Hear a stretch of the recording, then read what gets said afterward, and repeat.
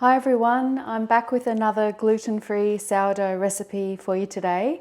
This one I'm making with all millet, whole grain millet that I'm going to mill into flour using my mock mill here. It's a really basic recipe.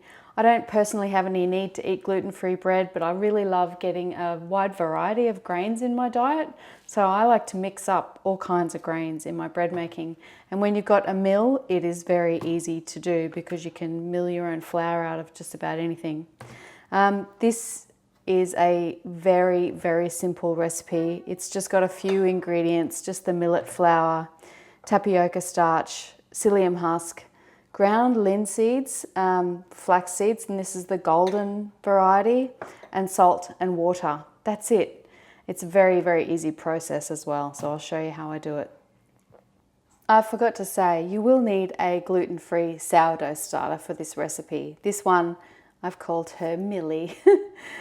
This is one that I've made out of millet, and I just nurture a gluten-free starter and a wheat starter. Obviously this bread is not truly gluten-free because I also mill wheat in this mock mill. So if I was celiac, I would not be eating this bread. But I just am doing this just for the sake of sharing the recipe with people who are interested. And it's really fun for me. I enjoy making these kinds of breads. So the first step is just to mill the millet. If you don't have a mill, that's okay. Just buy whole millet flour. If you can get it, you should be able to get it from health food bulk suppliers, hopefully. I just mill this grain on the finest setting on my mock mill 200, but you could use other grain mills too. It doesn't have to be a mock mill, but if you're interested in mock mill, I've got some information about that I'll put below.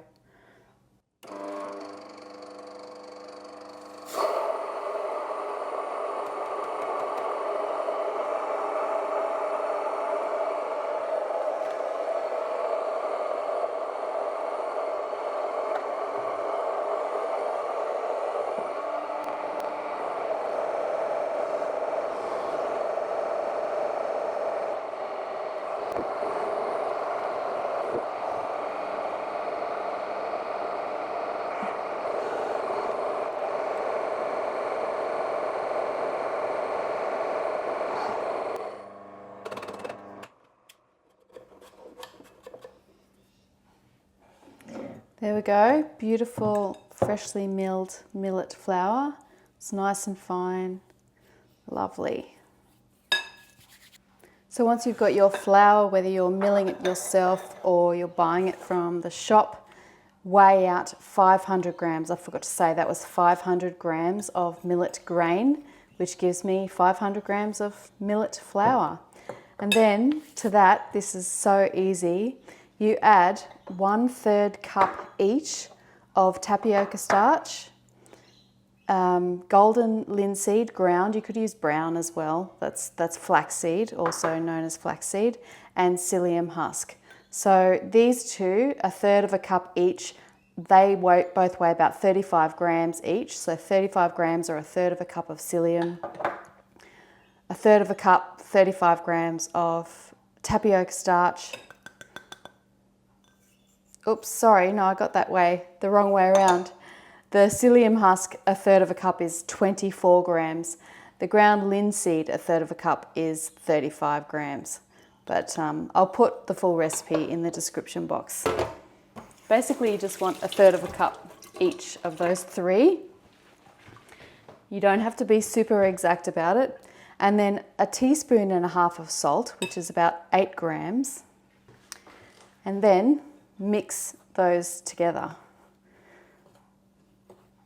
My other gluten-free sourdough recipe is great. It's just as good. I love that recipe too, but it does use a bit more of a, not very complicated, but slightly more complicated process. For this recipe, I've drastically simplified it and it doesn't seem to make any difference at all. So just mix all of the dry ingredients together really, really well.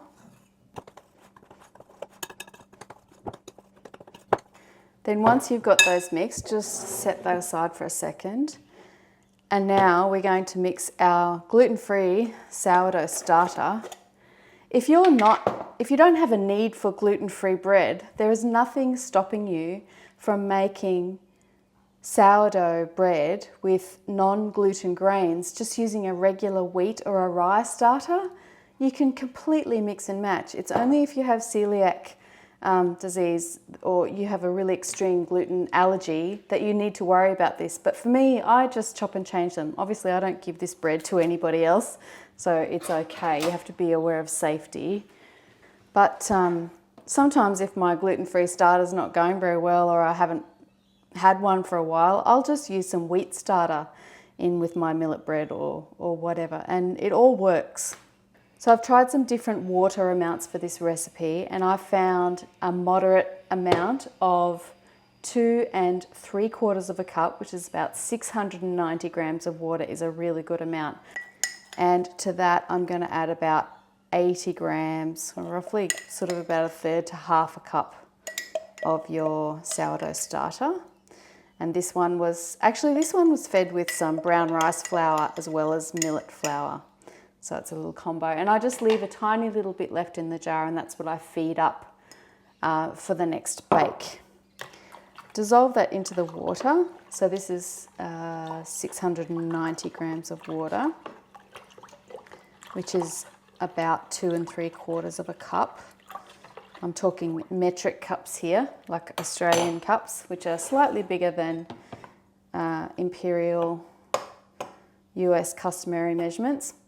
And then add your water and your starter to the dry mixture. That is literally, that's how complicated this is. Not very. Get that out. All right. Then all you do is mix them together. You can just use a spoon. You could use a dough whisk if you have one, or if you like to use a dough whisk. See how liquid this is? It's meant to be like that. Don't be fooled. Do not be fooled by this recipe. It is going to do some magic. I'm going to use my dough whisk. They just work so well for this kind of battery style recipe. My dad made this for me. Isn't it the most beautiful thing you've ever seen? So you can use a whisk if you want. You can also put this in a machine mixer, you know, KitchenAid or whatever. I've made this in my little Bear mixer, and it's beautiful if you need it, but you don't need to need it. So all you want to do is fully hydrate the mixture, and just trust me, it will firm up quite a lot. It just takes time for the psyllium husk and the linseed or the flaxseed. It just takes time for them to really, and the flour and the millet, it takes time for them to hydrate and soak up all that moisture. Okay, that's it.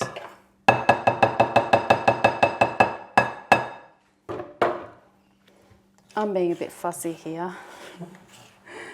Oh, you don't have to scrape down the sides. I just like doing that. It makes cleaning up the bowl a bit easier later. So that's it. That's all you do for now. Just pop a lid on it so it doesn't dry out or do anything. And we're just going to let that hydrate. So I just set the timer for about an hour. And when we come back after an hour, it will be a lot firmer. And then we can just shape it, put it in the baking form. And then we just let it ferment and we'll bake it. It is super duper easy. So I'll come back in an hour.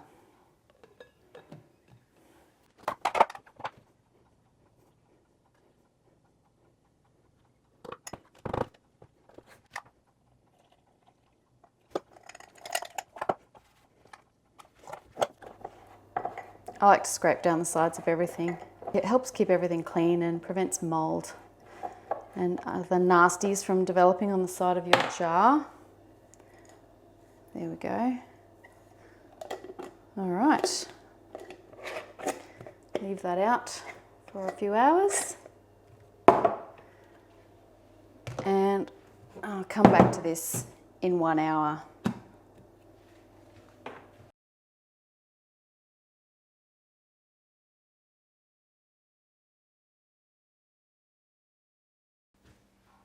All right, so it has been an hour.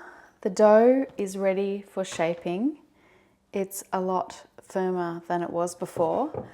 So at this point, you can choose whether or not you want to bake this loaf freeform style.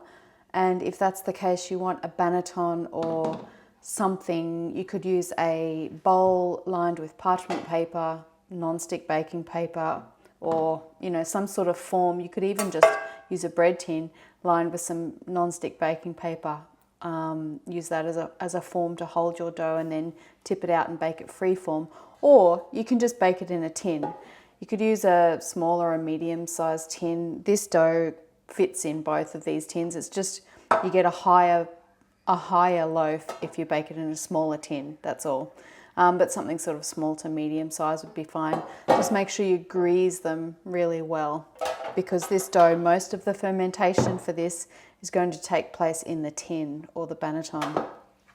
If you want to see a demonstration of how to bake one of these gluten-free loaves in a tin, check out my other gluten-free sourdough bread recipe. It is a tin one.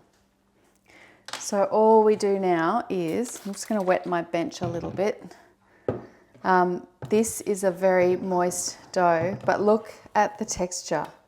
It is the weirdest thing you will ever see.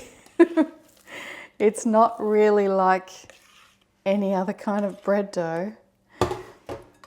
It's still quite, look at those fingernails. It's still quite moist and sticky. And this part, you don't really have to do this. I just sort of need it to get it into the sort of the shape that I want to get it into. And it's going to feel very soft, but trust me, this bakes up really, really good. So if you're putting it in the bread tin, just kind of get it into the shape that you want roughly for the tin.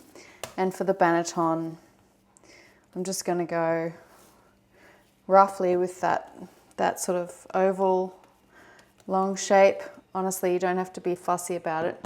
With this banneton, this is a plastic one, a German one that I've had these for years. You can put them in the dishwasher, and I just spray it with a little bit of oil for this recipe because it is so moist and it doesn't stick because it's gluten-free. So a little bit of cooking spray is all I put in there. And then you just pop that funny dough into your bread tin or your baking form or whatever you're using. And essentially that is all we're doing. All we need to do now is, so that's been sort of fermenting for 1 hour, which is the time it takes to sort of solidify a bit. Now the final fermentation phase, getting it ready to bake, we want it to rise a little bit, but you're just looking for a very subtle rise with gluten-free sourdough. Don't wait for it to get really puffy or doubled in size. It will be way too far gone and it will collapse in the oven. So we just, overall, the average sort of fermentation time is probably anywhere between 3 and 6 hours, depending on the temperature of your dough and your home. In summertime, it'll probably be ready in a few hours. In wintertime, it might take much longer. But what we're looking for is just for it to rise a little bit. You just want to see a bit of a subtle increase in volume and for it to sort of feel a bit more airy. So I just put this inside a reused plastic bag, just so that it doesn't dry out. And I'm going to set my timer probably just for another 2 hours and I'll come and check on it then. You do sort of have to just keep your eye on these things because the fermentation time does vary a lot depending on the weather. Well, it's been about 5 hours. Yep, almost about 5 hours, just after 2 p.m. and I started at 9 a.m. and this dough is ready to bake.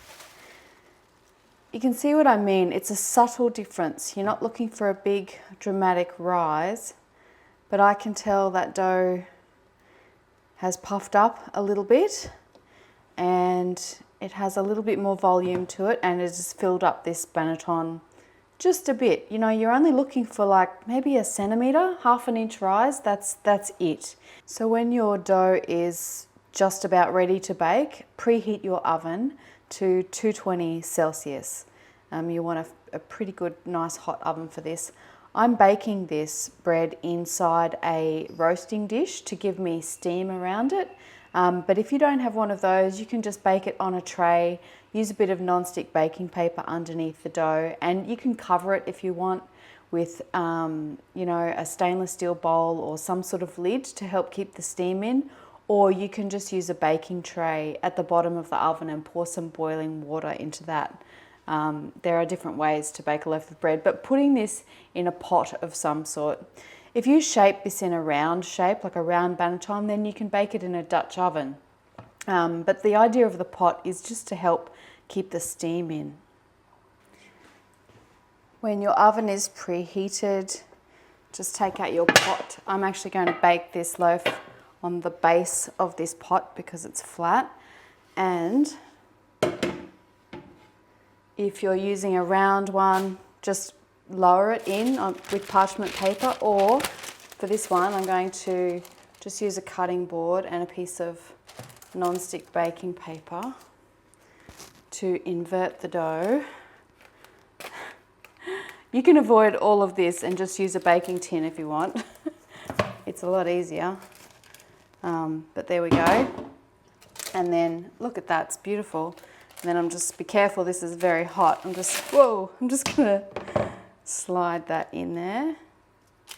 Try not to burn myself in the process. Okay, that's good. You can score this if you want to. I'll just do one score down the middle, I think. Scoring is not my forte.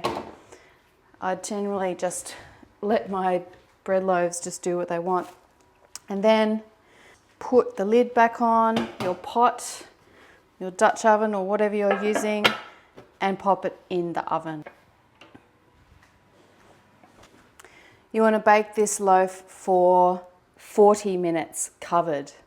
It takes a long time to bake these gluten-free loaves because there's a lot of trapped moisture in there. They need a really good thorough bake. So I like to bake mine for 40 minutes covered, and then another 10 or 15 minutes after I've taken the lid off, but I'll show you what that looks like when I take off the lid.